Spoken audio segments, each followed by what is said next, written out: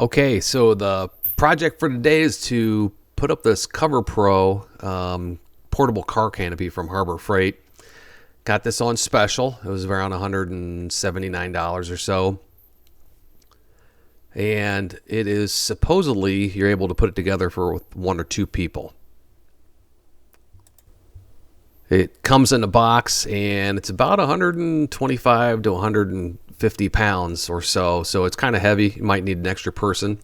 It's pretty well packaged and has a few different pieces on here. This is a rectangle essentially, and you put the two ends together with the front and the back cover, and then you have to pull over the main cover over this skeleton that you're going to be putting together. So it has lots of different skeleton pieces, and they're all individually numbered. And then in the little instruction book, it kind of tells you exactly where they are. But most of it's just kind of common sense, and it's pretty nicely constructed, actually. Has some little foot pegs there, and then it also comes with an assortment of other types of brackets and screws and bolts and things of that nature.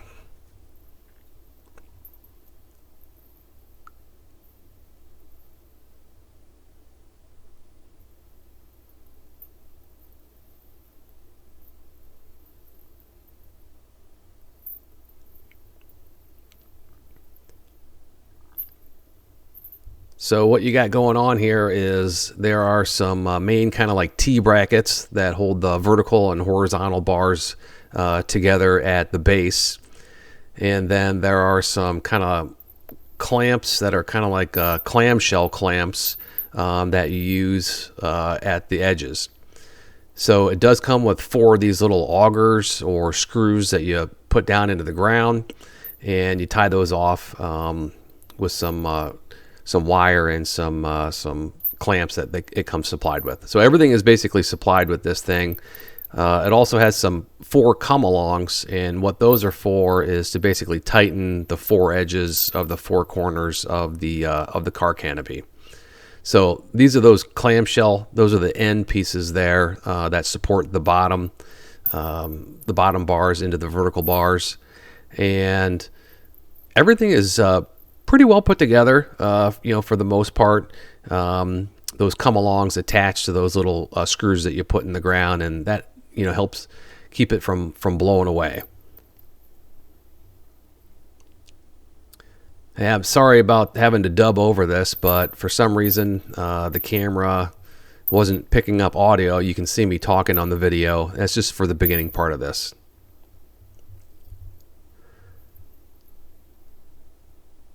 All right, so there's a little compression fitting right there that it comes with. So all in all, you really only need a few tools with this. For the most part, you need a 10 millimeter wrench, and then there's the wires that hold down the 4 corners into those little auger bits. But I was saying that you pretty much need a 10 millimeter little wrench, and for those little teeny tiny clamps that hold on the wires, you're going to need like an 8 millimeter wrench. And then you might need just, utility blade, or also a screwdriver of some sort.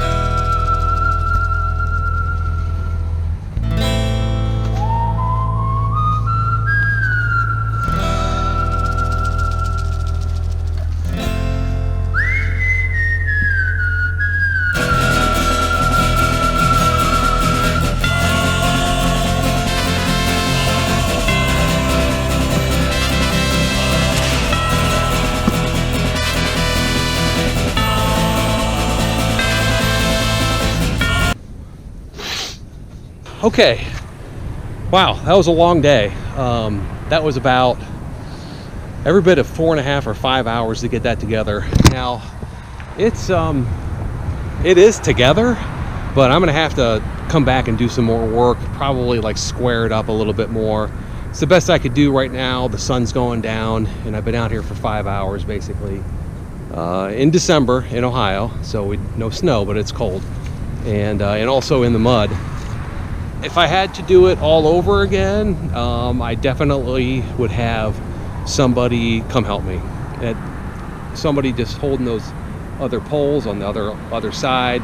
And also, I didn't bring my ladder with me in the beginning, so that's a big problem. But it's okay. I mean, you know, as you can see, it is covered, and there is an access door and stuff like that.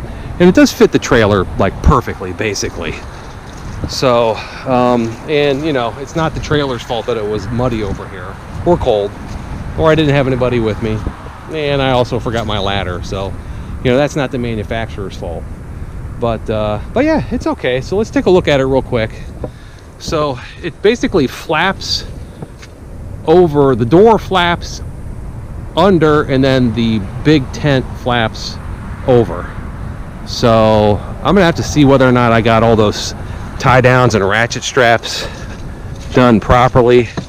And I don't know if like this flap down here, like is that, you know, is that supposed to kind of do one of those deals and you put it like that, or do you tuck it under, or what? But I mean, it does tuck in, so I think that's supposed to go in this way a little bit more. But hey, for now it'll be okay. And oh, that one came off, so I'll have to fix that. So yeah, I'll come back down here tomorrow or the next day, whatever, and I'll tidy it up a bit and clean up. But for now, it's there, it's installed, and I'm in compliance, and it's not going to blow over or anything. I'm pretty confident about that. But yeah, it's okay, you know. And the quality of it's okay too. I mean, the millage, I'll put what the millage is on there if it says, but it's plasticky material. I mean, it's one of the temporary, it's temporary. So we'll see how that goes. But all right, well, not terribly exciting video today. Sorry, but sometimes it's like that. So I'll put it up anyway, probably, I guess. I don't know. So, but if you're gonna get one of these things, get them on sale. Harbor Freight, it's the Canopy, and get somebody to help you. You really only need, I don't know, a 10 millimeter, and I think maybe an 8 or a 9 for those little cinches. So let me see. Yeah, so you need an 8 millimeter and a 10 millimeter wrench, and then get a little bit of rope, because that helps tie down the edges just in case it's a little bit of wind. I had just a tiny bit of wind, and it was giving me a little hard time. So make sure you know, you do it not on a nice calm day. All right, so we're down at the vacant property again, and it has snowed, as you can see. I think we got about 4 inches or so. It's still coming down a little bit, and I wanted to come down here. I made some mistakes on this Harbor Freight Canopy, and I want to fix those. But even with those mistakes, I thought it might be kind of cool to show you if it held up or not in the snow. So there you can see right there, it actually has held up. And the mistakes I made, I don't know if you guys saw this when I was doing it originally, but apparently you're supposed to put the bottom tubes, the ones that run along the ground, through the little pocket in the tent piece. So we're going to fix that today, and that will probably stiffen it up. But even without that, it's surprisingly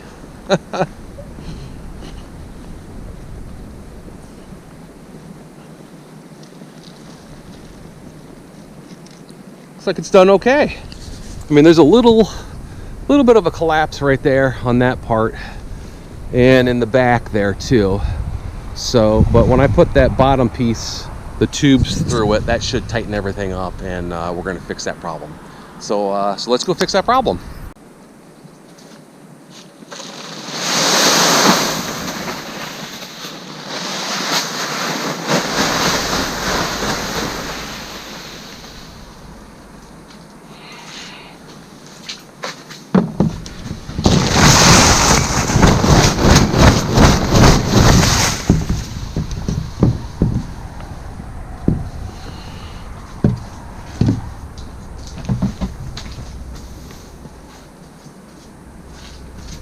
Whoa, look at that. That is some bendy there, man. Now, can you see that? That's a gap there. This one's going to go down nice.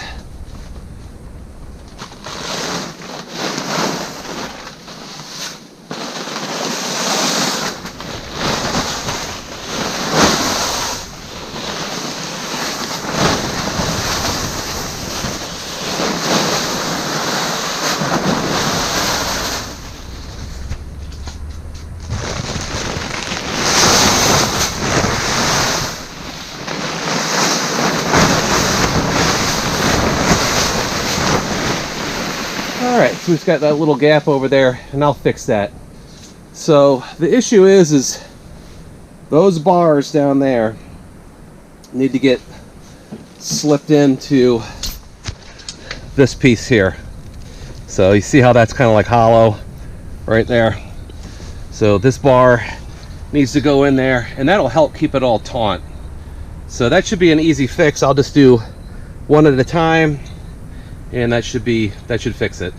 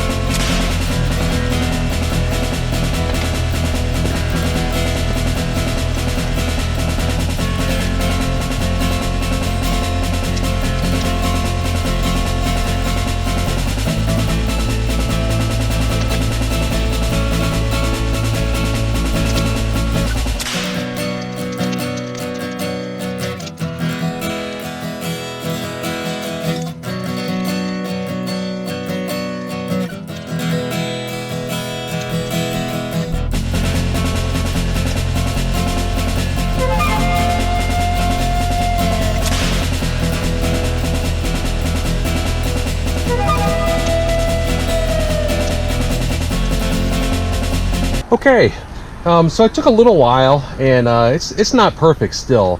These instructions aren't the greatest on this, so you kind of got to figure it out. But as you can see, putting those bars down in the bottom of the tarp there, that really provides, it makes this tarp a little bit more, you know, like taut, rigid, or whatever. And then I had these done improperly before, so I flapped these pieces down and tied them in with the come-alongs. And you know, these are supposed to be flapped in. I'm not really sure if that's supposed to be on this side over here or that side. I guess it's on that side over there. So maybe I have to go around and fix this corner right here where this strap comes in, and maybe it should go on this side as opposed to on the other side of the little thing. But the main part of it there, so I went along and I did, you know, the bottom little part. So so far so good. I'll continue, you know, I'll continue working on it, and there's all kinds of improvements that can be done on this thing. I've seen people kind of lay out like some, you know, pressure treated 2x4s on the base first, you know, to set your dimensions and stuff like that, which I think would be a good idea, because those little screws that come in the ground, the little augers, those are iffy and wonky. So I think that if you just went out and bought some 2x4s or 2x6s and cut them to length and to the dimensions that they say for the frame and put them on the ground, and then you could just, like, you know, screw the bottom brackets into the wood. So so you could screw, like, you know, that little elbow thing right there into the wood, and then there are, like, you know, screw holes right there where you could also screw that part into the wood as well. And that way, you know, too, when you get started, that it's like perfectly square and stuff. I like that idea a lot. Some other people are putting in you know, self-starter taps and screws. So you, like, you know, you put it like a screw right in here, so you affix this piece and this piece right here. These are already affixed with bolts, but right here and here, these aren't. And then the same thing you could do right down there. You could tap just a, you know, a screw into there, like a sheet metal screw. I'll put a picture. They have a little self-tapping, and that wouldn't take much at all. So just put that in right there, so this piece wouldn't, you know, migrate up.